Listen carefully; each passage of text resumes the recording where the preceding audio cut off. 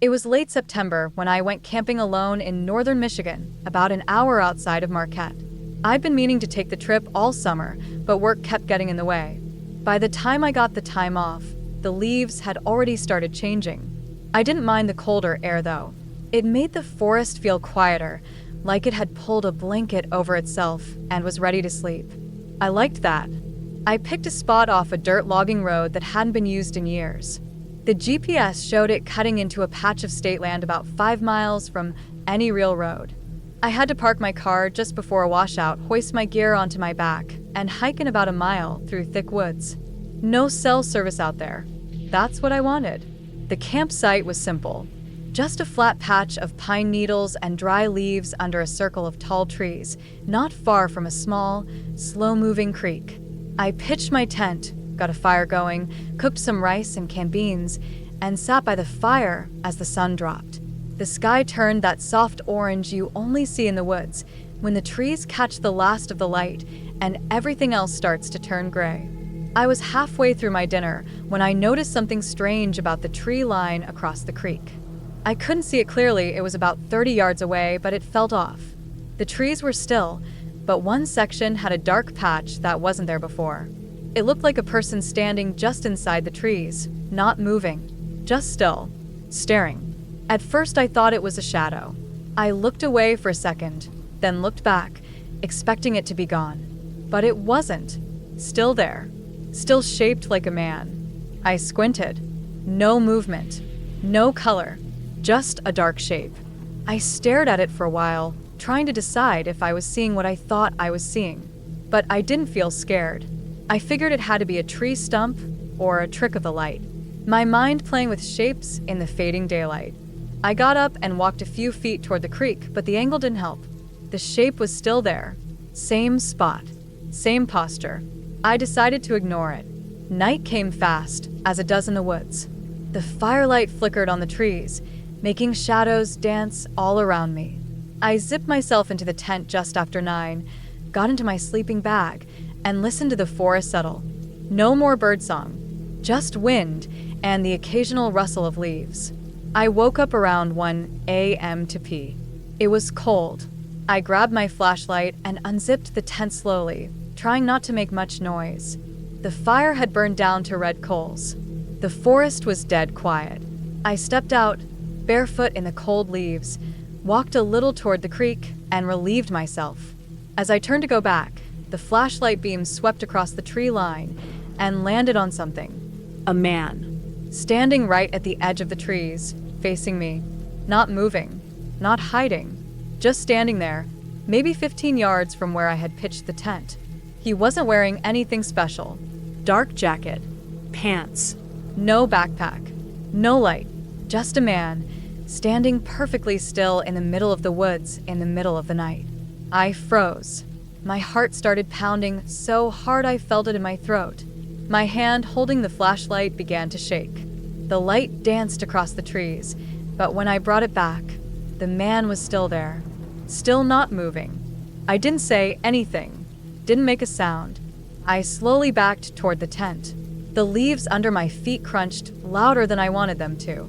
I didn't look away from him. I kept the flashlight pointed right at him, and he didn't flinch. He didn't raise his hands or call out.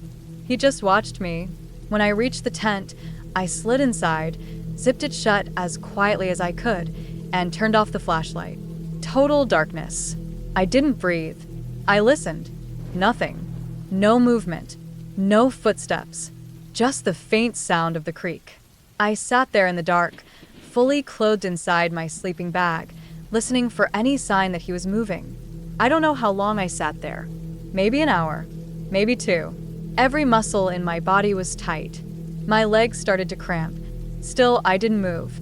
Eventually, I drifted in and out of sleep. I kept jerking awake at every little noise. The snap of a twig, the rustle of wind in the leaves, even my own heartbeat. But I never heard footsteps. Never heard breathing. When the sun finally started to rise, I unzipped the tent slowly and stepped out, squinting in the pale light. He was gone. I walked to the tree line where I'd seen him. No footprints. The ground was covered in pine needles, so that didn't surprise me. I checked around the creek. Nothing disturbed. No sign anyone had been there. I looked deeper into the woods, even shouted once, though it came out thin and shaky. Nothing. I packed up fast, skipped breakfast, took down the tent with shaking hands. My ears were ringing with tension. I kept scanning the trees. Every little shape between branches made me stop and stare. The hike back to the car felt 3 times longer. I kept checking behind me, heart jumping at every sound. I thought about how stupid I was camping alone, without any way to call for help. I didn't know who that man was or what he wanted. He didn't try to approach, didn't say a word. He didn't need to. When I finally reached the car, I slammed the doors and locked them before starting the engine. I didn't relax until I was 10 miles down the road, back in a town with people and signal and gas stations and noise. That was 9 months ago. I haven't gone camping since. Haven't even gone hiking. I still think about that night almost every day. Sometimes I wonder if I imagined it. Maybe I was half asleep. Maybe I saw a shape and my mind filled in the rest. But I know what I saw. A man. In the tree line. Not walking, not hiding, not passing through. Just watching. Like he belonged there. Like he'd done it before. That's the part that stays with me the most. The stillness. He wasn't lost. He wasn't confused. He stood there like he knew exactly what he was doing. Like he'd been waiting for someone. I don't think I'll ever camp alone again.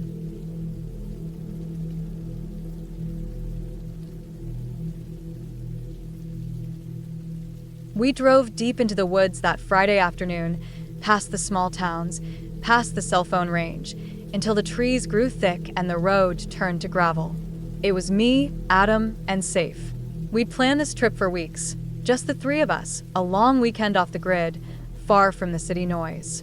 We were all tired of screens and work and people. We found a spot marked on an old hiking forum, not an official campsite, just a clearing a little off a trail called Miller's Path. No signs, no park rangers, nothing commercial, exactly what we wanted. Wild and quiet. The spot was perfect. Flat ground, tall pines, and a small stream nearby. We parked the car a short walk away and carried our gear in. We set up a big 3-person tent, laid out our sleeping bags, built a ring of stones for the fire. The sun was just dipping when we got the fire going. It was cool out, and the wind through the trees sounded like soft, rushing water. I remember feeling good. No reception, no schedules. Just the woods and the crackling of fire. That night we cooked simple, canned stuff, some sausage and bread. We talked a bit, mostly about dumb things. We didn't need deep conversations. That was the whole point of camping, just being there. Around 10, we tossed the scraps in a bag and hung it from a tree, high enough that animals couldn't reach it. We crawled into the tent, zipped up, and lay there in the dark with only the forest sounds around us. I was the last to fall asleep. I remember listening to the wind and the small clicks of branches snapping far away. Just the forest settling, I thought. It's always noisy if you pay attention. I drifted off eventually. I woke up around 2:30 a.m. I didn't check the time, but I had a sense. It was the kind of wake up where you're not sure why you're awake at first. No full bladder, no dreams. Just awake. The tent was dark. Our small battery lantern was off, and I could hear Adam breathing softly on one side, Safe on the other. Then I heard it. Laughter. It came from somewhere past the tent, not close, not far. Maybe 30, 40 feet away. I froze. My brain didn't know what to make of it at first.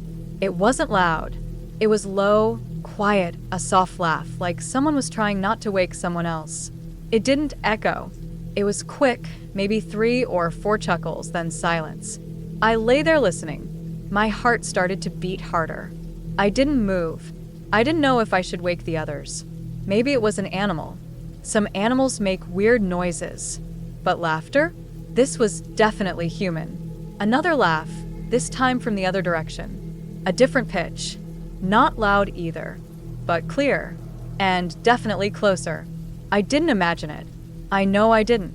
My body tensed, my ears straining. My eyes stared at the tent wall, but it was just black. We hadn't turned on the lantern, and no moonlight was cutting through the fabric. I listened for footsteps. Nothing. Just a breeze moving through the trees. Then another laugh. Further off this time. Higher. A little drawn out. I couldn't tell if it was male or female. It didn't matter. I didn't move. I didn't want to make a sound. I didn't even breathe deeply. 10 minutes must have passed. I lay still, sweating lightly despite the cold. There were no more laughs, just wind and the creak of the trees. I thought about waking the others, but I didn't want to speak. I didn't want to be the only one making noise. Eventually, I must have fallen asleep again, because the next thing I knew, light was coming through the tent walls. Safe was already unzipping the flap. Adam was stretching. I didn't say anything at first. I listened. Nothing unusual. Just birds. Wind. A squirrel darting through dry leaves. I got out and looked around. Nothing strange. Just our gear, the dying fire pit, the trees. I wandered off a bit just to make sure. I didn't see anything. No trash. No broken branches. No signs of anyone else. But I couldn't shake it. When we were making breakfast, just oatmeal and instant coffee, I asked, trying to keep my voice casual, if either of them had heard anything weird during the night. They both said no. Adam joked about me dreaming. I let it go. We spent the day hiking. Took a rough trail past a ridge, looked over a wide valley. It was beautiful. For a while, I forgot about the night. We got back to camp in the afternoon and gathered some more firewood. The place was still quiet. No other tents, no voices, no signs of people. That night, we sat around the fire again. Talked a little more, joked, shared some snacks. But I was more alert now, watching the tree line, listening for anything out of place. After a while, we turned in. Same routine. Pack the food, hang the bag, zip the tent. I lay down, this time with the lantern close. I didn't sleep well. I kept drifting in and out. Every time the wind shifted or a branch snapped, I opened my eyes. Around 3 a.m., I heard it again. Laughter. This time it was closer. Same soft chuckling. It didn't sound joyful. It didn't sound like friends joking or someone watching something funny. It sounded strange. It stopped and started. A few seconds of silence. Then a laugh from another direction. They were moving. Circling. There was more than one. I reached for the lantern and clicked it on. Just a soft glow, enough to see. I looked at the others. They were still asleep. I didn't speak. I didn't want to make noise. I lay back down, heart hammering, and kept the light on. The laughter faded again after a while. 15 minutes? 20? It felt longer. I stayed awake until the skies started to lighten. I got out of the tent as soon as I could and looked around again. I walked past the trees, maybe 20 yards out. That's when I saw it. A cigarette butt, still fresh, not weathered, slightly pressed into the dirt. Then I found another, closer to a tree, a different brand. I picked it up. Still smelled like it had been smoked recently. I kept walking, and that's when I saw the footprints. They were light in the dry dirt, but clear if you looked.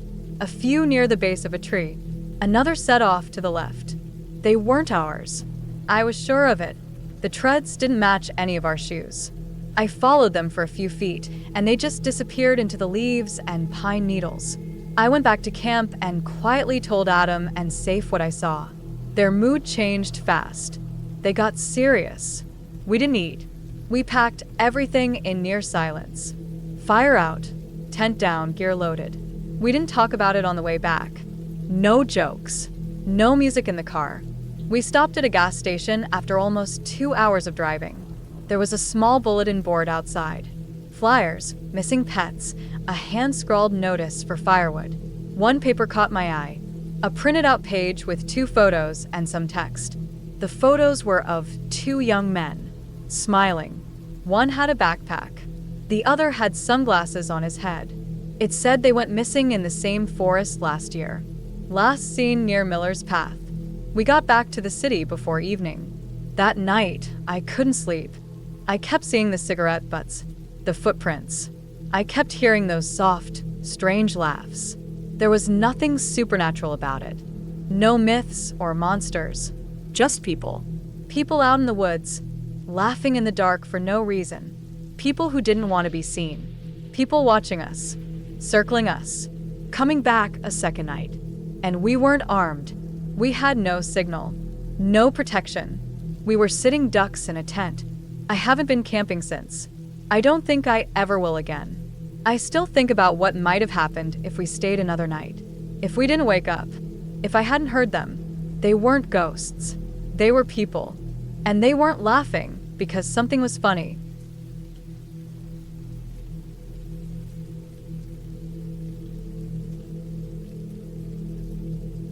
It was supposed to be a short solo trip, just me and the woods for a weekend. I'd been planning it for a while, wanted to get away from people, away from work, from everything. I found a spot online, a lesser-known area up north, not too far from a stretch of old forest trails.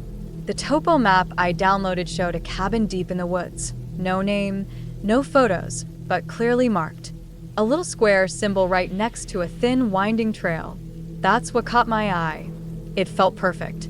Like one of those hidden spots no one really uses anymore. I drove out on a Friday afternoon. The last gas station I passed was 25 miles before the trailhead. The guy inside told me the forest used to have a lot more traffic, but now it was mostly locals who knew their way around. He said something about hunters going missing back in the 90s, but it sounded like one of those stories old-timers like to tell. I brushed it off. I had my GPS, a compass, printed maps, gear, plenty of food and water. I'd be fine. I parked my car just off the main road and locked everything up. Threw on my pack and headed into the woods. It was quiet, not totally silent, but no cars, no planes overhead. Just wind in the trees, the crunch of boots on dry leaves. I walked for about 2 hours along a fading trail. At first it was easy to follow, light boot tracks, broken branches, old marker ribbons tied to tree trunks. But after a while it got harder. The ribbons stopped. The trail narrowed and split more than once. I had to stop and check the map several times to keep heading in the right direction. The sun dipped lower and the air got cooler. I knew I had maybe an hour of light left. The cabin, according to my map, should have been about half a mile ahead. I picked up my pace. I started scanning through the trees, expecting to catch a glimpse of roof or wall. Nothing. Just more trees, thick and tangled. I kept going, checking my GPS every 5 minutes. It still showed me heading straight toward the cabin's location. When I got to the spot, I stopped. My GPS said I was standing right on top of it. I checked the map again. Same thing. My compass lined up, but there was nothing there. No structure. No clearing. No signs of anything ever being built. Just trees, moss, underbrush. I thought maybe I was off by a few hundred feet. I searched in circles, expanding out each time. 15 minutes, then 30. Still nothing. It made no sense. I was tired, hungry, and the light was dying. I didn't want to sleep right on top of that spot. It felt off. I moved about 200 feet downhill, found a relatively flat patch near a rock outcrop, and set up my tent. I ate a cold dinner, just a couple energy bars and jerky. I didn't feel like lighting a fire. It was too quiet around me, and I didn't want to draw attention. Not that I thought anyone was out there, but the feeling in my stomach said otherwise. Like something was off-kilter, but I couldn't name it. I lay awake in the tent for a long time. I couldn't hear anything outside. Not wind, not bugs, not even birds. Just dead stillness. Even when it got fully dark, that silence stayed. It's hard to explain how unnatural that feels until you experience it. Your ears reach for sound and come back empty, over and over. It starts to mess with you. Makes you feel like something is listening to you instead. At some point, I must have fallen asleep. But around 2 a.m., I woke up sweating, heart pounding. I didn't know why. No sound, no movement. Just this tightness in my chest. I reached for my flashlight, but stopped myself. I stayed completely still and just listened. I thought I heard something shift outside, like weight on leaves. Just once. Then nothing. I stayed awake until dawn. When light started breaking through the trees, I got out, packed everything quickly. I didn't care about breakfast. I just wanted to go. The plan had been to spend 2 nights and hike back Sunday, but I didn't want to stay another hour out there. But when I started following the GPS trail back, something felt wrong. The landscape didn't match what I remembered. The trees looked the same, sure, pines and thick brush, but I didn't pass the same landmarks. I didn't see the split in the trail I came through. No fallen log I'd stepped over. No old ribbon markers. I thought I'd just veered off and needed to adjust, so I tried to correct east, but that only pushed me deeper into thicker woods. The GPS started lagging. It would freeze for minutes, then suddenly jump my position back the way I came. I checked my compass. Still working. I followed it west, hoping to hit the edge of the forest or a known point on the map. I walked for over an hour and still saw nothing familiar. No roads, no trail, no cabin, just more forest. Then I found the same rock outcrop I had camped beside. Same bent tree near it. Same patch of moss. My footprints were still there. I'd gone in a full circle. That didn't make sense. I hadn't turned at all. I sat down, breathing hard. I wasn't panicking yet, but I was getting close. I pulled out the map again and scanned it. That little square symbol, the cabin, was right there. Clear as day. I hadn't imagined it, but there was no cabin. Nothing man-made anywhere.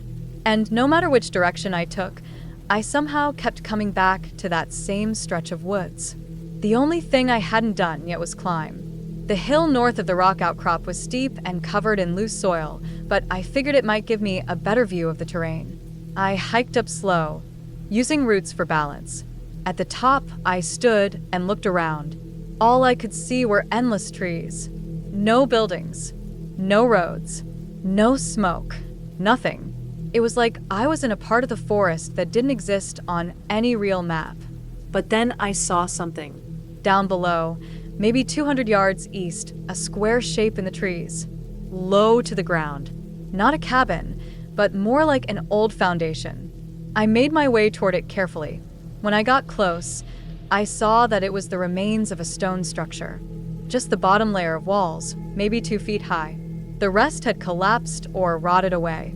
There were old metal scraps in the dirt, a rusted hinge, nails, maybe an old stoveplate. It had been a cabin once, but it had been gone a long time. Years, maybe decades. That explained the mark on the map. It hadn't been updated. But what didn't make sense was how completely erased it felt. No trail to it. No clearing around it. Trees had grown right into the walls. It felt swallowed by the forest. I searched the site anyway. I don't know why. Curiosity, maybe. Or desperation. I found a small pit nearby, half covered in leaves and roots. Looked like it had been used as a trash hole or maybe a fire pit. Inside were old bones. Animal, probably. I told myself that. But they didn't look burned. Just left there. Scattered. I didn't stay long after that. I tried a new route heading northwest, using the sun instead of GPS. I followed a stream for a while, hoping it would lead me out. Eventually it did. After hours of walking, I hit a dirt road. I followed it another mile until I reached my car. When I got home, I went online and tried to find more info about that cabin. I couldn't find anything, not even old logging records. I asked on a couple camping forums. Nobody had heard of a cabin in that part of the forest. One guy messaged me saying the maps in that area were based on 1960s survey data and hadn't been properly updated since. Sometimes symbols were left in by mistake. I still have the map. Still has the little square on it. I haven't gone back. I haven't camped alone since. I don't know what it was, just an old ruin swallowed by time or something else. But that forest didn't feel empty. It felt like it had buried something, like it didn't want anyone to find it again.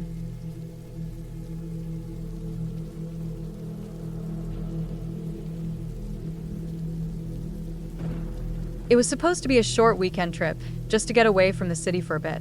Me and 2 buddies had planned it for weeks. I had found what looked like a quiet, out-of-the-way camping spot online. It wasn't on most camping websites, but a guy in some old forum had dropped GPS coordinates and said it was peaceful and had a small stream nearby. I checked it out on Google Earth and it looked decent, thick trees all around, a small clearing that looked just big enough for a couple tents, and no roads nearby. Perfect. We left on a Friday morning in my SUV, loaded with gear, food, water, and everything we needed. The weather was dry and mild, nothing to complain about. The GPS worked fine at first. We followed a long highway north, then turned onto a winding forest road that got narrower with every mile. By the time we were about 20 minutes from the spot, we were on a dirt path barely wider than my car. Trees pressed close on either side, and the sun barely reached through the canopy. I remember watching the bars on my phone signal disappear one by one until there was nothing left. Still, the GPS showed we were getting close. We trusted it. Why wouldn't we? Then it glitched. At first it was subtle, just the arrow bouncing around a bit, like the GPS couldn't decide which way we were pointing. Then the voice directions stopped working completely. The screen went black for a second, then flashed back on, now showing a different route. It told us to turn right, even though there was no turn. We were in the middle of a tight forest road, and there was no space to go anywhere but forward or backward. But then the GPS recalculated and gave us new directions, and somehow, they made sense again. We kept going. We should have stopped, turned back, but we were already hours deep, and none of us wanted to admit we were lost.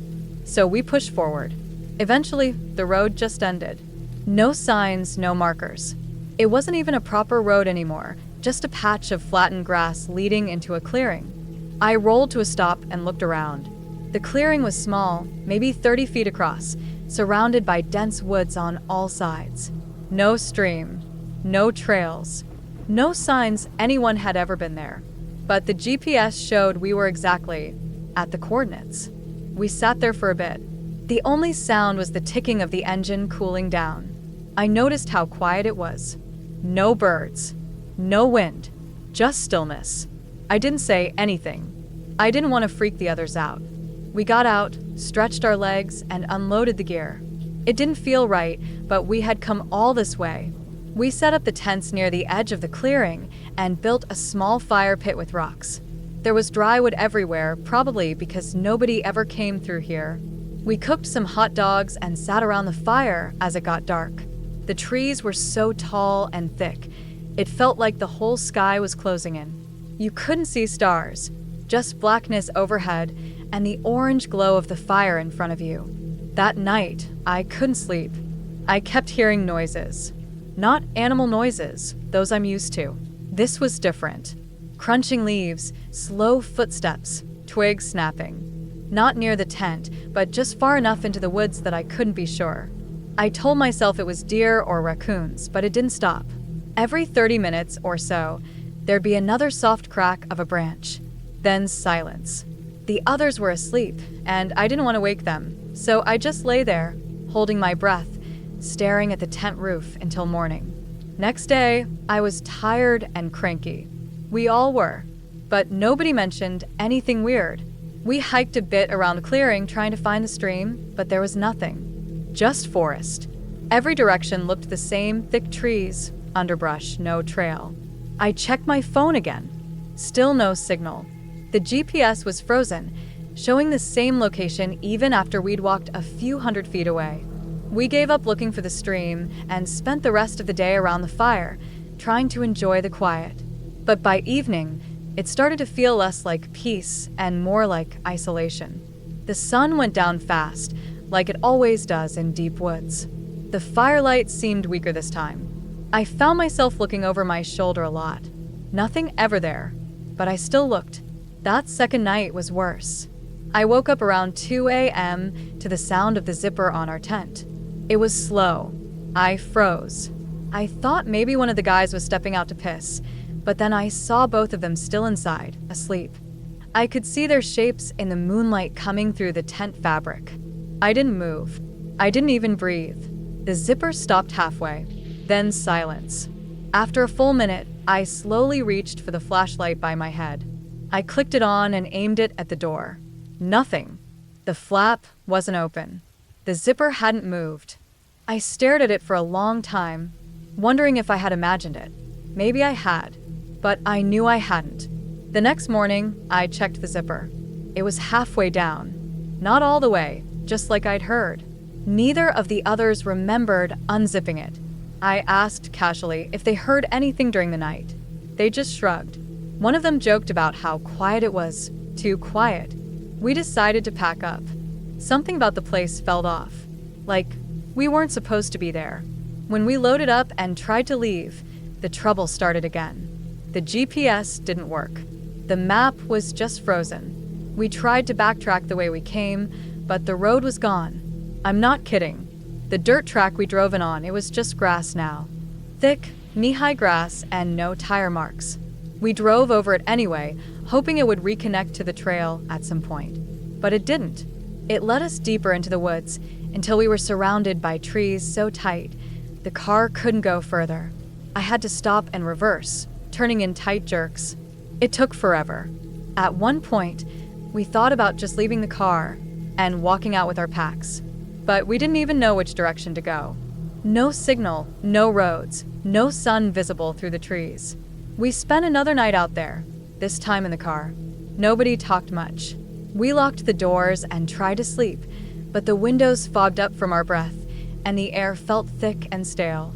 I kept waking up, heart racing, sure I'd heard something scraping against the doors. But there was never anything there.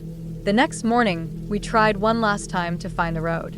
We split up a bit, still within shouting distance, but tried 3 different directions, pushing through the trees. And finally, on the 3rd try, I found the old dirt path again. I don't know how we missed it before. It was right there, but now it looked like it had always been there. Like it hadn't disappeared at all. We didn't waste time. We threw everything in the car and drove out as fast as we could. The GPS stayed frozen until we hit the highway. Then, like flipping a switch, it worked again. Routes loaded, signal came back, everything normal. I checked the coordinates again later, same spot.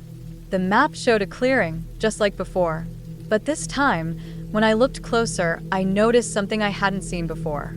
The satellite image had no road leading to it. Nothing. Just trees and that patch of grass. I don't know how we got there. I don't know what happened to the trail when we tried to leave, or why the GPS led us there in the first place. But I haven't used that GPS app since. And I'll never follow random coordinates online again. That place wasn't right. I don't know what was out there, but it wasn't just us. Something knew we were there.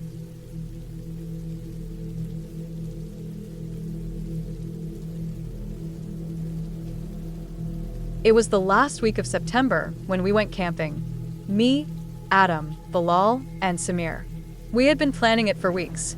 Wanted to squeeze in one last trip before the weather turned too cold. We picked a forest reserve about 2 hours outside the city. It wasn't a popular campsite, which was exactly why we picked it. We didn't want loud groups nearby. We just wanted peace. Trees, fire, and silence. We reached the spot around 3 in the afternoon. We parked the car a few kilometers from where we would camp, since vehicles weren't allowed that deep in. We hiked through the forest carrying our gear. Tents, sleeping bags, a gas stove, food supplies, first aid, flashlights, knives, power banks, and 2 large bottles of water. There was also a natural stream nearby, about a 15-minute walk from our site, where we could refill water if we needed. We found a good clearing in the woods, not too open, not too closed in. Trees surrounded us on all sides, but we had enough space for the tents and the fire. There were some old logs lying around that we dragged near the fire pit and used as seats. We pitched 2 tents, one for me and Adam, one for Bilal and Samir. The first night went as expected. We built a small fire, cooked some canned food and noodles, and just sat around listening to the sounds of the forest. It was cold after sunset, but not too bad. Just enough to make the fire feel necessary. The stars were clearer than anything you could ever see in the city. We had no signal on our phones, but we didn't care. That was the point. Samir got up around 10 in the morning the next day and offered to go get more water. We had run low because we used more than expected the night before while cooking. The bottles were almost empty, and we still had another day and night to go. None of us felt like going, but Samir was always the kind of guy who didn't mind walking. He took one of the large bottles and a flashlight, just in case. The trail to the stream wasn't complicated. You follow the dirt path past the bent tree, keep left at the split, and you hear the water before you even see it. We waited maybe 40 minutes before wondering what was taking so long. The walk to the stream and back shouldn't take more than half an hour, even with some delay. But we waited longer. Another 20 minutes passed, then 30. I kept checking my watch. Adam stood up and walked a few feet toward the path, looking around. No sign of him.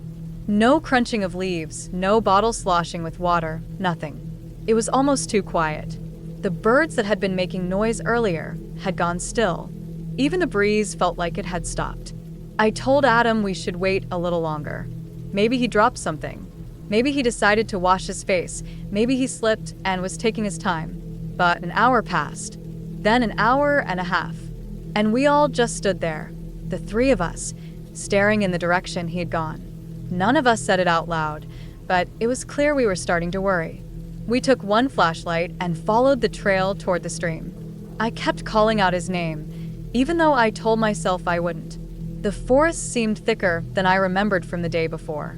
The path had fresh footprints, his probably. There were also broken branches, maybe where he stepped or brushed past. When we reached the stream, it looked undisturbed. The ground near the edge was dry, no footprints on the mud. The water was still clear and flowing. No bottle, no Samir, no signs of anyone being there. We looked around for maybe 20 minutes. We fanned out a bit, calling out, checking behind trees, looking down the sides of the path. Nothing. It was like he had never come here. We walked back in silence, each step heavier than the one before. When we got back to camp, we checked inside the tents, even though we knew he wasn't there. We looked through all our stuff. His bag was still there, his sleeping bag untouched. His hoodie was hanging on the branch where he'd left it. He had gone with just a flashlight and the bottle. That was it. It was hard to sit still. The fire wasn't comforting anymore. We kept glancing toward the trail. Each time I heard a twig snap, I froze. Each time a bird flew off from a branch, I felt a wave of hope, like maybe it was him. But nothing. We waited the whole day. The sun began to set, and we still had no clue where he was. We had no phone signal. The closest ranger post was a 2-hour hike back in the direction of the car. We didn't want to leave camp in case he came back. So we decided one of us would hike out at first light the next day to get help. None of us slept that night. We stayed by the fire the whole time, rotating shifts to watch the trail. But no one came. At some point in the night, I thought I heard leaves rustling, like footsteps. I grabbed the flashlight and shined it toward the trees, but saw nothing. I stood there for a long time, light pointed into the woods, heart pounding. But the forest just stared back. By morning, I volunteered to go get help. Adam and Bilal stayed behind in case Samir returned. I walked with one bottle of water, a map, and the flashlight. My legs felt like wood. My head was pounding with a mix of fear and exhaustion. Every few steps I turned around, thinking I heard something behind me, but there was never anything. It took almost 3 hours to reach the ranger post. I was out of breath and completely shaken. I told them everything. The ranger on duty radioed in the local police and rescue teams, and they brought dogs and started the search right away. I showed them the map, the path to the stream, and our camp location. It turned into a full operation. Over 20 people in total joined the search. They searched the area around the stream, the trails, and even spread deeper into the woods. But they didn't find anything. Not the bottle, not the flashlight, not Samir, not a single piece of clothing. Nothing that showed he'd ever gone beyond the edge of the path. Even the dogs picked up no scent past a certain point. It was like he vanished into the trees. We were questioned again and again.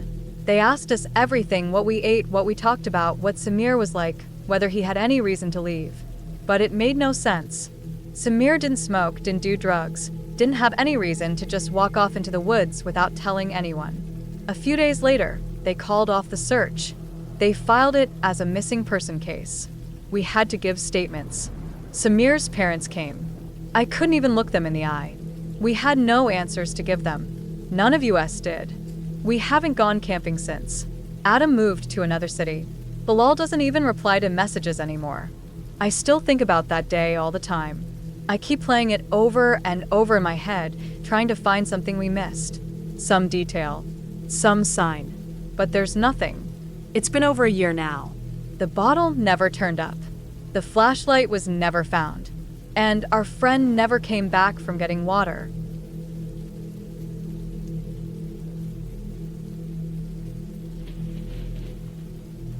We were 4 hours deep into the forest when we finally found the spot. It was flat, dry, surrounded by tall pine trees with a small stream a few minutes down a slope. We were far from the trail. Too far, maybe, but the point of this trip was to get away. No service, no signal, no one else. Just quiet, still trees, and the sound of water running over rocks. It was just me and Alina. We'd been dating for a year and decided on a camping trip instead of something expensive. She loved hiking, and I was just happy to go along. We set up the tent around late afternoon when the light was still good. A few birds chirped in the trees, and I remember thinking it was almost too perfect. It felt untouched. The moss on the ground was soft and dry, like it hadn't rained in a while. We pitched the tent, gathered some fallen wood for a small fire, and cooked instant noodles on a tiny portable stove. Simple stuff. After we ate, we just sat there. No phones, no traffic, nothing. Just the wind in the trees. It was calming. We didn't talk much. Just sat close, listened to the crackle of the fire, and let the day fade into dark. That night it got cold. Not freezing, but colder than we expected. We zipped our sleeping bags together inside the tent and huddled close. I remember tossing and turning a lot. The ground felt lumpier than before, and I couldn't get comfortable. Around midnight, I got up to pee, stepping out into the trees with a flashlight. I didn't see anything weird, just trees and darkness. Still, it felt too quiet. Not peaceful quiet. Heavy, like the woods were holding their breath. I shook it off and got back into the tent. Sometime early morning, before the sun came up, I woke up again. I didn't know why. No noise, no movement.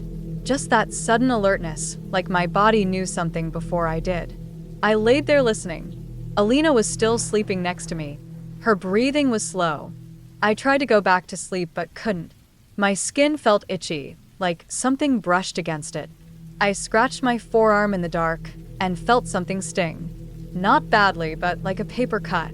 I waited until the light started coming in through the tent before unzipping the bag and getting up.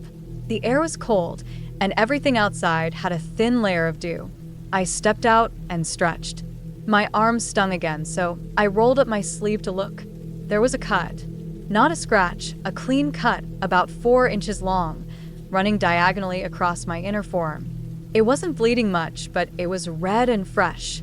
I stared at it, confused. It looked like something sharp had sliced it, but I didn't remember anything that could have done that. No sharp branches in the tent. No knives. Nothing in my sleeping bag.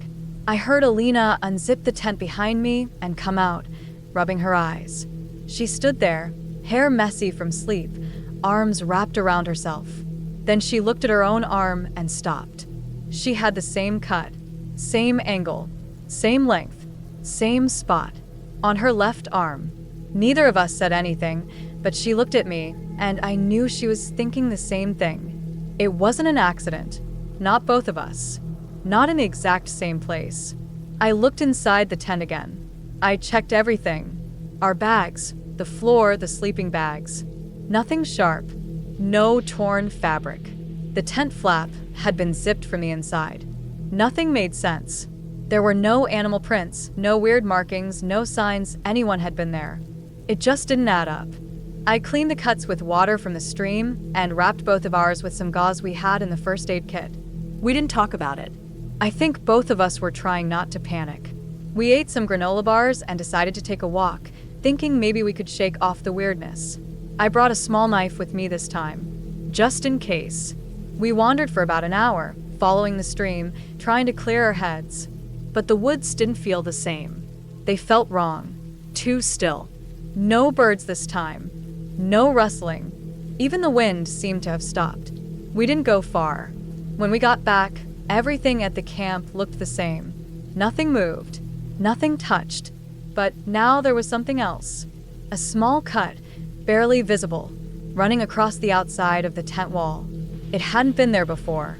It was small, thin, like someone had dragged a blade across it just enough to leave a mark, not to slice through. I ran my finger along it. It felt recent. Clean. That's when it clicked. Whatever had done this hadn't come through the flap. It had come through the wall. Quietly. While we were asleep. We packed everything fast. We didn't talk, we just moved.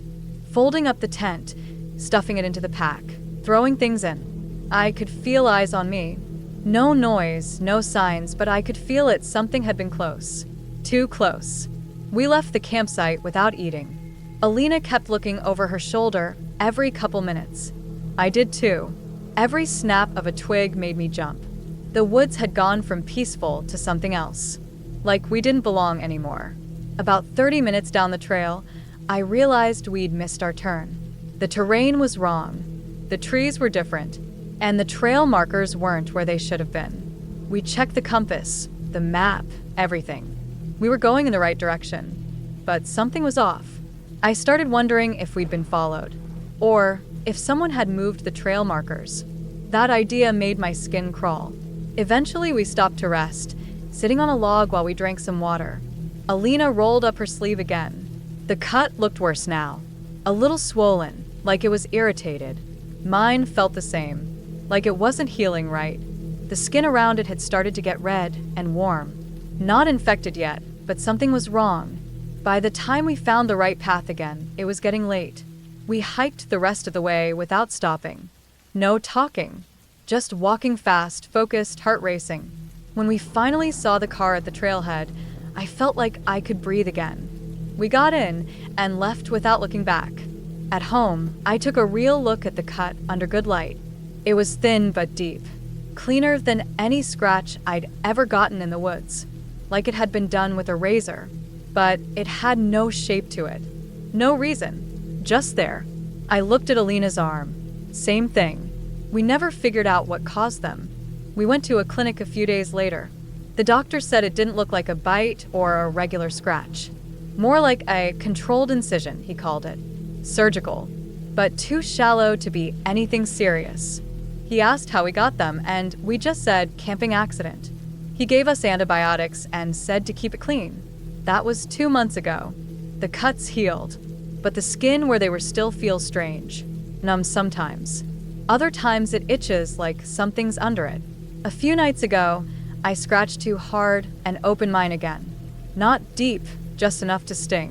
When I wiped away the blood, I swear I saw something shiny under the skin. For a second, then it was gone. I haven't told Alina. We don't talk about the trip anymore. We haven't gone hiking since.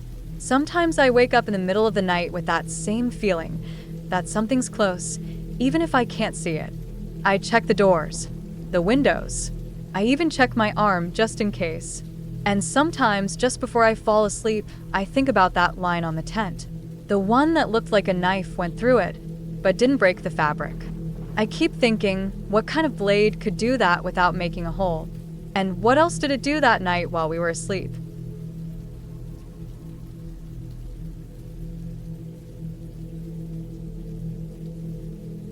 We got to the site around noon. It was deep in the woods, maybe an hour and a half hike from where we parked the car. No service, no other campers, just the sound of wind through the trees and the crunch of our boots on dry leaves. It was me, Josh, and Devin. We'd been camping together since high school, and we always tried to find new, quiet spots like this, off-trail, barely touched. This one we found online, in some old hiking forum. No reviews, just GPS coordinates and a couple of blurry photos. That made it perfect for us. The clearing was tight. We managed to find enough flat ground for the 2 tents, and we built a fire pit with some rocks scattered nearby. It took a while to get it all set up. Tents pitched, firewood gathered, food unpacked. By the time we sat down around the fire, the sun had started to slip behind the trees. The air cooled fast, but the fire kept us warm. I remember thinking how quiet it was. No bugs, no birds, no distant dogs or car horns. Just the fire crackling and the occasional sound of a branch falling somewhere far in the trees. That night felt normal. We roasted hot dogs on sticks, drank cheap beer from our packs, and stared at the sky until the stars came out. It was one of those skies where you could see everything thousands of stars, no light pollution, just the dark and the fire, and the three of us. Eventually, we turned in. Josh and Devin shared one tent, and I had my own. We had headlamps, but we didn't use them much. The fire gave off enough glow, and we were all pretty beat. I woke up once in the night. Could have been 2 or 3 in the morning. My back hurt. I always forget how thin the sleeping pads are. I stayed there for a bit listening. It was dead quiet. No wind, no animals. That kind of silence that doesn't feel right. I remember hearing something soft outside, like a shuffle or a crunch, but I told myself it was nothing. Maybe a squirrel or a deer. I stayed still for a long time, my heart beating a little faster than usual, and then I must have drifted back off. When I got up the next morning, the fire was out and the air was cold. My breath came out in clouds. I stepped out of my tent and stretched, knees cracking, neck sore. Josh and Devin were still zipped up in their tent. I figured I'd get the fire going again. As I walked toward the fire pit, I saw something that made me stop. There were footprints in the dirt, not just mine or the guys. These were fresh. The ground was soft with a layer of damp dirt under the dry leaves, and you could see them clearly. The thing was, there were 2 sets, 2 different patterns, both circling our tents. One set was smaller, maybe a size 9 boot. The other was bigger, wider, almost like work boots. They didn't come from the trail. They came from the woods, from the opposite side, and they circled the whole campsite. The smaller ones passed close to my tent. The larger ones stayed back, maybe 10 feet away. But both sets moved around us, not just once. The prints overlapped, looped, and backtracked, like whoever it was or whatever had been walking in circles around us while we slept. I stared at them for a long time, my mouth dry. I didn't want to believe what I was seeing. It wasn't just that someone had come through our sight. It was the way they moved, slow, deliberate, like they were watching. No trash left behind, no broken branches or rushed steps. Just clean, quiet prints in a wide arc. Josh and Devin finally crawled out of their tent, yawning and groggy. I didn't say anything right away. I just pointed to the prints. They looked at them for a few seconds, then looked at each other. No one smiled, no one joked. Josh knelt down, touched the edge of one of the bigger prints. "They're fresh," he said quietly. We spent the next half hour walking the perimeter of the site, following the tracks. They disappeared into the woods on the north side, where it got dense fast. No clear trail, just leaves and underbrush. We debated what to do, though none of us really said anything out loud. It felt like we were thinking the same thing, but didn't want to admit it. Someone had been out here, watching us. Probably more than one person. Maybe hunters, maybe locals, maybe something else. We decided to pack up. No breakfast, no coffee, just tearing down camp in near silence. I couldn't stop looking over my shoulder. Every snapping twig made me jump. Every time I turned, I expected to see someone standing there. But there was nothing. By the time we were ready to hike back, it was just after 8. The sun had come up, but it didn't help. The woods felt tight, like they were pressing in on us. The trees blocked most of the light. The trail back wasn't hard, but we moved fast. No breaks, no talking. We only stopped once, when Devin said he had to tie his boot. That's when we heard it, a sharp crack from behind us, like a branch breaking underfoot. We froze. I turned and scanned the woods. There was nothing there, just trees, still and quiet. But it wasn't a squirrel. It was too loud, too deliberate. It sounded like someone stepped on a dry log. We didn't stop again after that. When we finally got to the car, we threw everything in the trunk without bothering to organize it. As soon as the doors shut, I locked them. Josh drove, white-knuckled on the wheel. No one said anything until we hit the main road, and even then it was just small stuff. "You okay?" And that was messed up. A couple days later, I looked at the photos we took. Not many, just a few from when we set up some around the fire. But there was one that made my stomach drop. I had taken it just before we went to bed, from inside my tent, with the flap open. You could see the fire dying down, and the other tent in the background. Nothing looked wrong at first. But when I zoomed in, just beyond the firelight, to the left of the other tent, there was someone partially visible. Just the edge of a figure, barely lit by the glow. It was too far to see a face or details, but you could make out a shape. Someone standing there, halfway behind a tree, watching. I didn't show the others. I just deleted the photo and sat on my bed for a long time, thinking about how close they had been. Not just once, but probably for a long time. Maybe the whole night. Maybe longer. We never went back to that spot. We didn't talk about it much after that, either. It was like we didn't want to give it weight. But I still think about those footprints. The slow circle around our tents. The silence. The distance someone kept, just far enough not to wake us. And I wonder if it was the first time they did it, or just the first time we noticed.